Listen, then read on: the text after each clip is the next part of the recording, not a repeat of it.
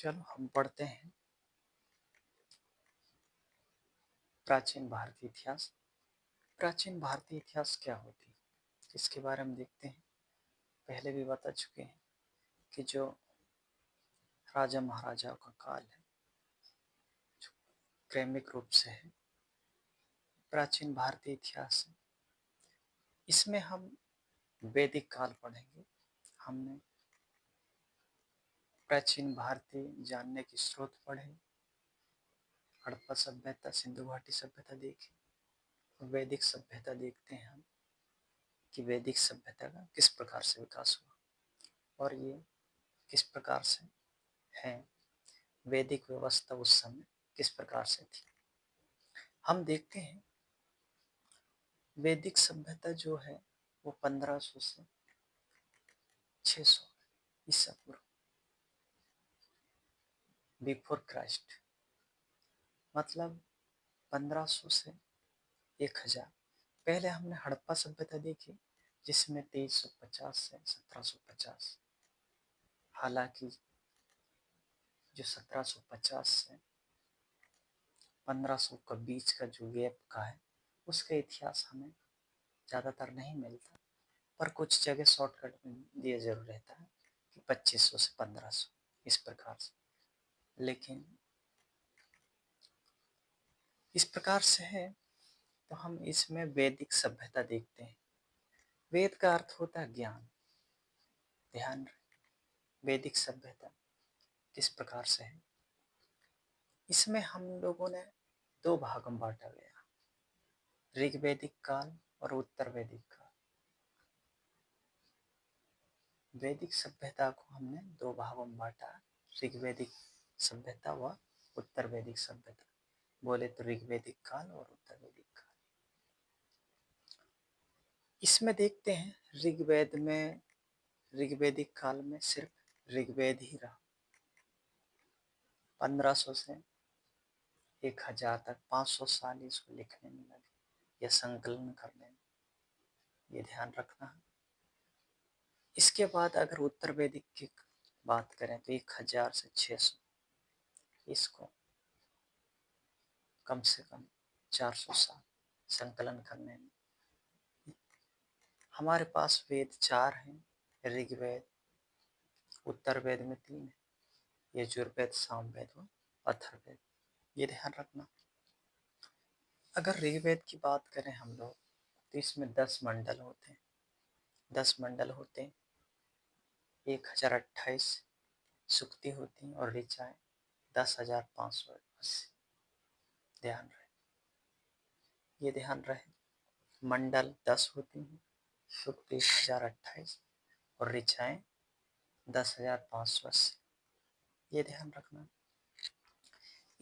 इसके जो 10वां मंडल है उसमें पुरुष सूक्त करके है 10वां मंडल, उसमें ब्रह्मांड, क्षत्रिय, वैश्य और शूद्र, ये 4 बांटा गया। ब्रह्मांड, क्षत्रिय, वैश्य और शूद्र। ब्रह्मांड लोगों को बांटा गया, क्षत्रिय लोग और वैश्य और शूद्र। ब्रह्मांड थोड़े उच्च होते थे, रक्षा करने वाले क्षत्रिय होते थे, व्यापार से संबंधित वैश्य होते थे, शूद्र जो निचला काम करते थे वो शूद्र होते थे। लेकिन ऐसा भेदभाव नहीं था जो जात पात का ऋग्वेद में। उस समय ये एक ही परिवार में सब पाए जाते थे, ऐसा ये ध्यान रखना। और वैदिक जो सभ्यता थी ये सप्त सेंधव क्षेत्र है। सप्त सेंधव क्षेत्र का इलाका रहा है, मतलब ये 7 नदियों, सप्त सेंधव, ये ध्यान रखना है। ऋग्वेद सभ्यता से, ऋग्वेद से गायत्री मंत्र लिया गया है, ये ध्यान रखना। गायत्री मंत्र उस समय जो 7 नदियां थी इसलिए सप्त सेंधव कहा गया। जैसे रावी नदी है उसे पुरुषराणी कहा जाता था, झेलम को वितस्ता कहा जाता था और चेनाब को अस्किनी, और व्यास को विपाशा, सतलज को सुपुत्र। ये ध्यान रखना। ऋग्वेद में ये नदियों का उल्लेख है। रावी का पूर्णा, झेलम का वितास्ता और चेनाब का अस्किनी, व्यास का विपास और सतलज के सुपुत्र। और जो ऋग्वेद को पढ़ता है उसको होता या होत्र कहा जाता है। ये बहुत इंपॉर्टेंट है, ये ध्यान रखना। ध्यान रहे, इतिहास हो या पॉलिटी या किसी प्रकार का सब्जेक्ट हो, बहुत अच्छे से पढ़ें और ध्यान दें, क्योंकि नेगेटिव मार्किंग होने लगी। पीएससी में तो नेगेटिव मार्किंग हो चुकी है। आपको सही स्टेटमेंट या सही क्वेश्चन नहीं बने तो बहुत तकलीफ है। तो ध्यान रहे, सटीक रूप से कॉन्सेप्ट बनाए रखें और एकाग्रता आपकी बहुत अच्छी होनी चाहिए, जिसमें पकड़ने की क्षमता प्रश्न। अगर हम किसी प्रश्न डायरेक्ट इनडायरेक्ट क्वेश्चन आते हैं, इसलिए ज़्यादातर अच्छे से ही पढ़ना पड़ेगा आपको। जिस प्रकार से यूपीएससी में पढ़ते हैं उसी प्रकार से एमपीपीएससी में पढ़ना पड़ेगा। ऐसा है, चाहे कोई सी एग्जाम हो, अच्छे से पढ़ना ही पड़ेगा। तो ध्यान रहे, हम देखते हैं। इसके बाद देखते हैं हम लोग, ध्यान रहे, ऋग्वेद की बात मैंने बता दिया। ऋग्वेद को जो पढ़ता है वो होता है। इसमें 10 मंडल होते हैं। ध्यान रहे, 1028 सूक्त होती और 10,580 इसकी ऋचाएँ होती। ये ध्यान रखना। 9वें मंडल में सौम्य कर एक पेय पदार्थ होते थे। ध्यान रहे, 9वें मंडल में दिया और 10वें मंडल पुरुषत्व, जो 4 भागों में बांटा गया, ब्राह्मण, क्षत्रिय, वैश्य, शूद्र। ये ध्यान रखना। इसके बाद में हम देखते हैं यजुर्वेद। यजुर्वेद इसमें यज्ञ की जो विधियाँ होती थी उसके बारे में दिया कि यज्ञ किस किस प्रकार से होते थे। उस प्रकार बहुत सारे यज्ञ होते थे उस समय, ऐसा ध्यान रहे। तो इसमें गद और पद दोनों भागों में बटा हुआ है। ध्यान रहे, यजुर्वेद, इसको पढ़ने वाले को हम अधर्वायु कहते हैं। अधर्वायु, ये ध्यान रखना। यजुर्वेद को जो पढ़ता है वो अधर्वायु कहलाता है। ये ध्यान। इसके बाद हम देखते हैं सामवेद। सामवेद का अर्थ होता है गान। सामवेद को संगीत का वेद भी कहा जाता है, बिल्कुल इम्पोर्टेंट है। और गद्य और पद दोनों में पाया जाता है, ये भी इम्पोर्टेंट है। और इसको जो पढ़ता है उसको उद्गाता कहते हैं, बहुत इम्पोर्टेंट। सामवेद को पढ़ने वाले को उद्गाता कहते हैं, ये भी ध्यान रखना। बहुत इम्पोर्टेंट क्वेश्चन है, सभी क्वेश्चन लगभग आए हुए। ध्यान रहे, अच्छे से पढ़ें और देखें। अथर्ववेद की बात करें हम, अथर्ववेद में तंत्र मंत्र, जादू टोना, जड़ी बूटी, चिकित्सा, इस प्रकार का मिलता है अथर्ववेद में। ध्यान रहे, चिकित्सा पद्धति का जनक भी अथर्ववेद ही माना जाता है। इस प्रकार से जो अथर्ववेद जो पढ़ते हैं उसको ब्रह्मा कहा जाता है, ये ध्यान रखें, ब्रह्मा। इसके बाद हम देखते हैं ब्रह्मांड ग्रंथ। ब्रह्मांड ग्रंथ की बात करते हैं हम। इन वेदों को समझने के लिए ब्रह्मांड ग्रंथ मतलब थोड़े छोटे ग्रंथ कर लिए हम लोग। ऋग्वेद से 2 निकली, ऐत्रेय और कौस्तुकी, बहुत इंपॉर्टेंट। ऐत्रेय और कौस्तुकी नियम में से कौन सा ऋग्वेद से निकला हुआ ब्राह्मण ग्रंथ है, अगर पूछा जाता है तो ऐत्रेय कौस्तुकी।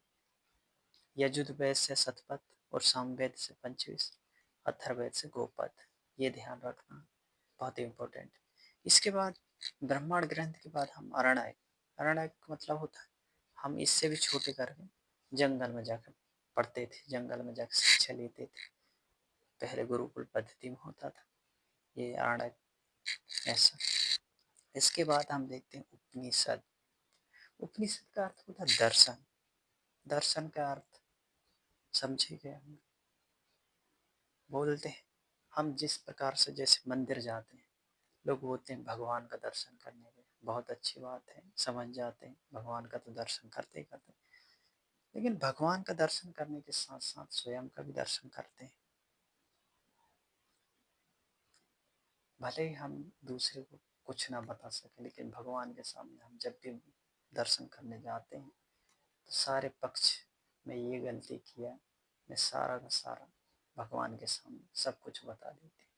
मतलब हम खुद की गलती को या फिर हमारे अंदर पूरा दर्शन करते हैं सभी, कि मैंने ये भी किया, ये भी किया, ये गलती मुझे माफ़ कर दो, इस प्रकार से भगवान को बताते हैं। मतलब हम अपने अंदर झाँक के देखते हैं इस प्रकार से। ये है उपनिषद दर्शन, ये ध्यान रखना है।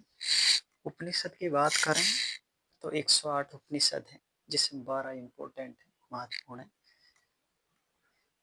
एक मुंडक उपनिषद है जिसमें सत्यमेव जयते लिखा लिया गया है, ये ध्यान रखना। इसके बाद जम्बालोपनिषद से सत्यम शिवम सुंदरम, इससे कठोपनिषद लिया गया है। जम्बाली उपनिषद में आश्रम व्यवस्था दिया है, जो ब्रह्मचार, गृहस्थ, वानप्रस्थ और संन्यास। ब्रह्मचार पढ़ाई का समय होता है 0 से 25 साल, गृहस्थ का ये रहेगा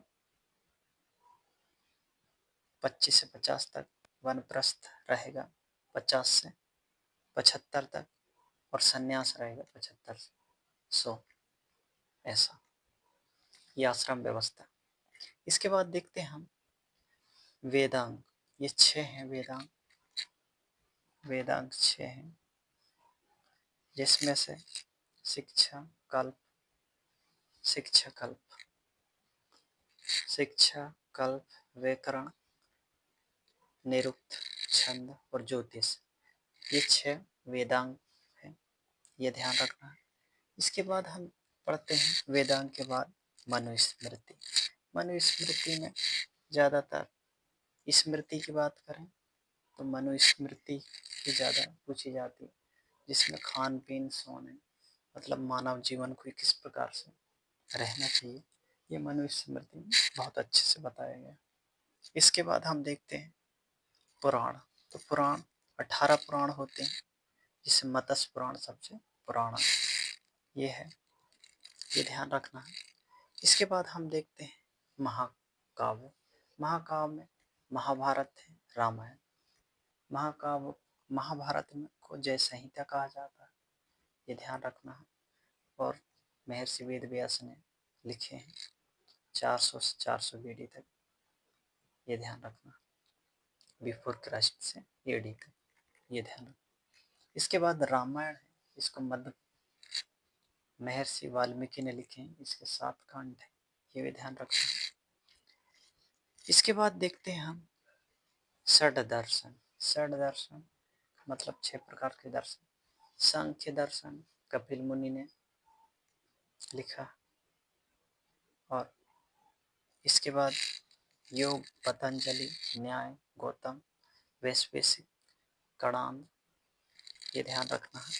और पूर्व मीमांसा को जैमिनी और उत्तर मीमांसा को बादनारायण। इस प्रकार से हम लोग ने सभी देख लिए। सबसे पहले वेद देखे, इसके बाद हम लोगों ने ब्राह्मण ग्रंथ देखे, फिर आरण्यक देखे, फिर उपनिषद देखा, फिर वेदांग देखा, फिर स्मृति, पुराण, फिर महाकाव्य। इस प्रकार से हम देखें जो परीक्षा उपयोगी है, ये ध्यान रहे। इसके बाद हम देख सकते हैं कि उत्तर वैदिक सभ्यता के समय क्या क्या है।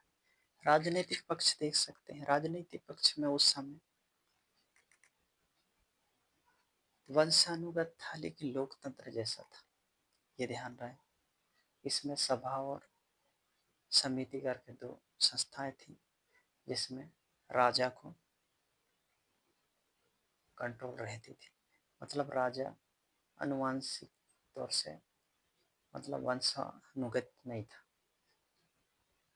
सभा और समिति इसको कंट्रोल करती थी, किसी प्रकार का गलत नहीं होता था, लोकतंत्र के समान था। ये हम ऋग्वैदिक सभ्यता की बात। ऐसा इस समय धार्मिक देखें तो इंद्र है, अग्नि है, प्रकृति है, इनकी पूजा होती थी इस समय ऋग्वेद के समय, ये भी ध्यान रखना है।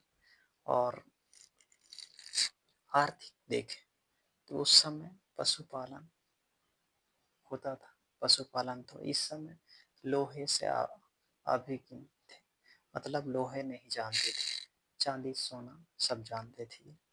ऐसा सामाजिक देखें तो पितृपक्ष मजबूत था, महिलाओं को बराबर सम्मान था। किस समय ऋग्वैदिक सभ्यता में हम आर्थिक, राजनीतिक, सामाजिक और धार्मिक बात कर रहे हैं। लेकिन अगर उत्तर वैदिक काल में देखते हैं, अगर इसका राजनीतिक देखते हैं तो इस समय राजा का जो पद था वो आनुवंशिक, मतलब वंशानुगत होने लगा था। और इस समय सभा और समिति की जो अधिकार थे वो कम कर दिए गए थे, ये ध्यान रखना। हाँ, और ऋग्वेद काल के समय जो राजनीतिक में ग्रामीण पुरोहित ये होते थे, ये 12 रत्निन कहलाते थे, ये भी ध्यान देने योग्य बात है। इसके बाद हम देखते हैं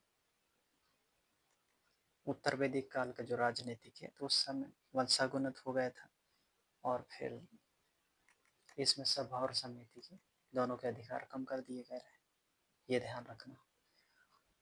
और सामाजिक स्थिति में जाति पाति का ज्यादा होने लगा था। जिस समय समाज उस समय अगर ब्राह्मण क्षत्रिय वैश्य शूद्र होता था ऋग्वेद काल में, लेकिन ये जाति के आधार पर नहीं था। लेकिन जैसा ही उत्तर वैदिक काल में जाति और कर्मकांड में बदल गया था, ये ध्यान। धार्मिक बात करें तो विष्णु शिव और कर्मकांड ज्यादा हो गए थे, ये उत्तर वैदिक काल में। और आर्थिक बात करें तो कृषि लोहे से परिचित भी हो गए थे, ये ध्यान रहे। तो इस प्रकार से हम लोगों ने वैदिक सभ्यता, भारतीय प्राचीन इतिहास को देखा। अगर इस प्रकार से हम लोग एक गहराई में पढ़ना पड़ेगा, क्योंकि नेगेटिव माइनस मार्किंग है। अगर पीएससी क्रैक करना है तो पूरे अच्छे तरीके से पढ़ना होगा, आपको ये ध्यान रखना होगा। धन्यवाद। Thank you for watching.